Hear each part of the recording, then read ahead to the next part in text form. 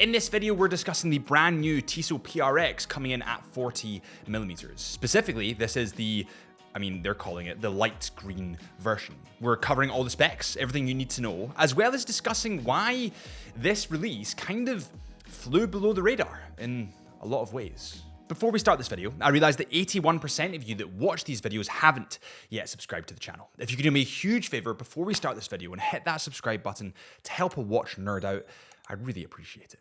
Welcome back to the Chisholm Hunter channel. My name is Harrison, as always. And the Tissot PRX is a fantastic, affordable luxury watch. I mean, when we think of the 70s inspired design, we think of Patek Philippe, Vacheron Constantin, AP. All of these watches are so out of reach to 99% of people on the globe. Probably more than that, maybe 99.5% of people. But the Tissot PRX is in reach, and it also gives you that 70s inspired design. And that's why I believe it was such a hot, massive model. I mean, when we look through our most successful YouTube videos, a lot of them actually include the Tissot PRX. And that's purely because it was just so damn accessible as well as being so damn good looking. And that's brilliant. But then the question arises is, why did this Tissot PRX, which is pretty damn incredible, fly below the radar?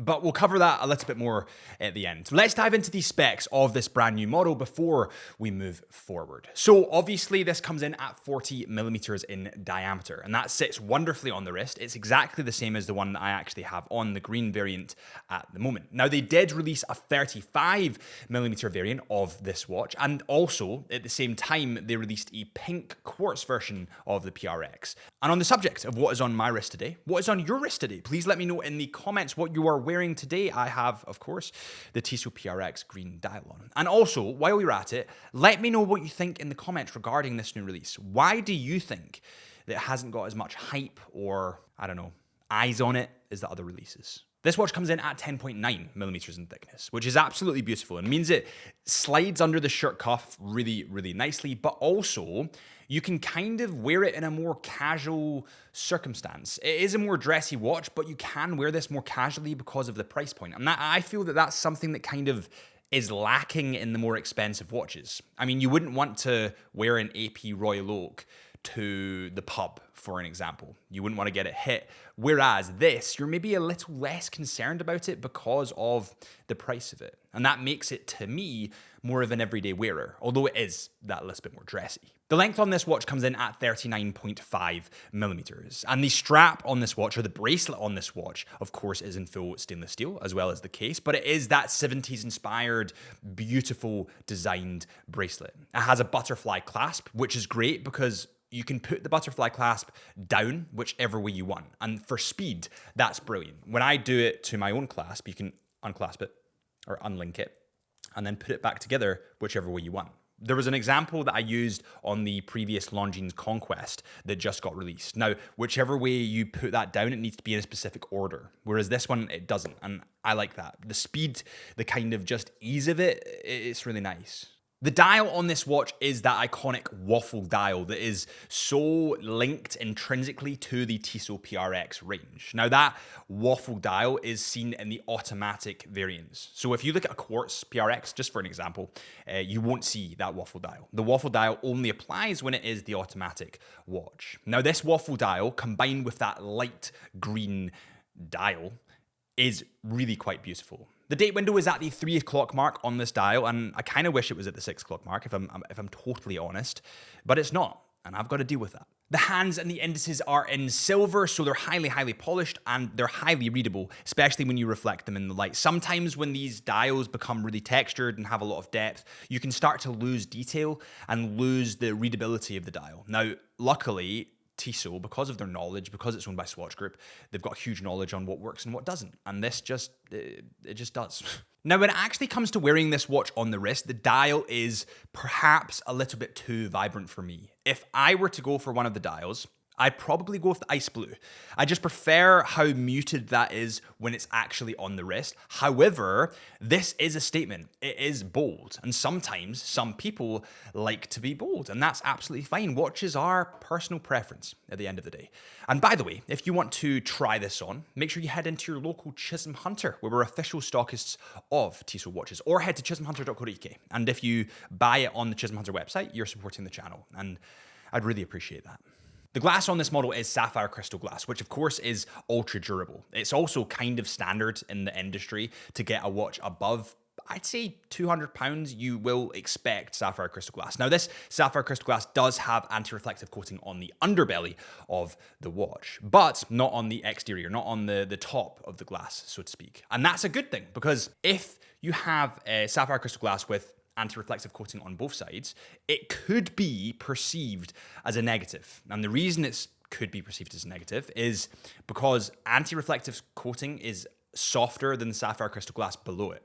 So sometimes, on very rare occasions, that might scratch before your sapphire crystal, which could annoy a lot of people. So it's good that it just has it on the underbelly. Now, Tissot as a brand have expanded on this range of watches, the PRX range of watches, really, really quickly. And that's partially because they're a really affordable brand. If you look at what Seiko do to their watches, Certina do to their watches, Tissot, for an example, to their watches, Casio do to their watches, all of them expand their successful ranges very, very quickly because they're very affordable. They're more of a fast purchase rather than a Vacheron Constantin overseas or a Rolex Submariner or an Omega Seamaster. They move a lot quicker than these more prestigious brands. Now, a lot of people are getting upset that Tissot are moving too fast and they're releasing too many dial variations and all that kind of stuff. I would disagree. I think it works for Tissot. It's a brilliant product for the money. So why would you not want more variants in that product? It just kind of makes sense. When we flip this watch round, we can see the open case back. And to get a watch at this price with an open case back, that's good. I mean, let's look at Rolex, for example. Most of them, there's some Daytonas that kind of defy the rule, but most of them have closed case backs, and they're a lot of money. The open caseback reveals the Powermatic 80 movement. Now, this is an ETA movement. It is a mass-produced movement, but that movement company is owned by Swatch Group. And Swatch Group own a plethora of brands, Tissot, Omega, Blancpain, just being some of them for an example. ETA movements aren't bad. They're a bit like getting a BMW car. Now, BMW cars are mass-produced, but they're mass-produced because they're tried and tested, and people know they work, and they work well. So why wouldn't they mass-produce them? Now, yes, if you get a Vacheron Constantin, it's obviously going to be handcrafted. However, in handcrafted movements, occasionally you get more issues than if it was not handcrafted, if it was ETA. This ETA Powermatic 80 movement comes in at 25.6 millimeters in diameter. It is the caliber 11.5, and it has 80 hours of power, as well as a patented Nivercron balance spring, and that makes it more resistant to electric fields. Essentially, your watch won't get, there's a word for it. If you guys could help me out in the comments, I'd really appreciate it. Can't remember what the word is, but if you go through, for example, airport security, and it magnetizes your watch, it can kind of mess up, and you don't want that to happen. So that Nivercron balance spring, that kind of protects against that. So let's cover why this watch kind of flew below the radar in a lot of ways. Let's cover why there's kind of a stigma around this watch. Obviously, when things are first launched, when they have that first boost of hype, everyone will go berserk. I mean, the Omega Moonswatch is a perfect example of this. Everyone went mental when that was released, quite rightly so, because it was something new. It's something we've never seen before. And it was very, very successful. Now, every single time they re-release or release new variants, the hype gets less and less and less. And it's kind of what happens through the industry. Now, the trick is to keep that hype going. And to keep that hype going, they introduce potentially new colors. I mean, the Tiffany blue-esque color, which kind of looks similar to this, is a color that is used to revitalize ranges. It's a color that's used to instill hype back into watches. And I think that's what Tissot are trying to do here. I don't think it's a bad thing that Tissot were expanding this range, are experimenting with the range. It just gives us, as the buyer, more variance when we come to our buying decision. Now, this does come in at £640, which isn't cheap. I mean, £640 is a lot of money, but you're getting a watch that has an automatic movement, a beautiful dial, a 70s inspired design, and you can't really find anything like this on the market for under £3,000. So it's good. And that is all from me today. Thank you guys so much for watching this Chisholm Hunter video. If you did enjoy, please hit that subscribe button or follow our Instagram at Chisholm Hunter Watches, or my Instagram at HB Lifelens. Or finally, the final lore is our Into the Mind podcast, which is our new podcast. And I'll see you soon.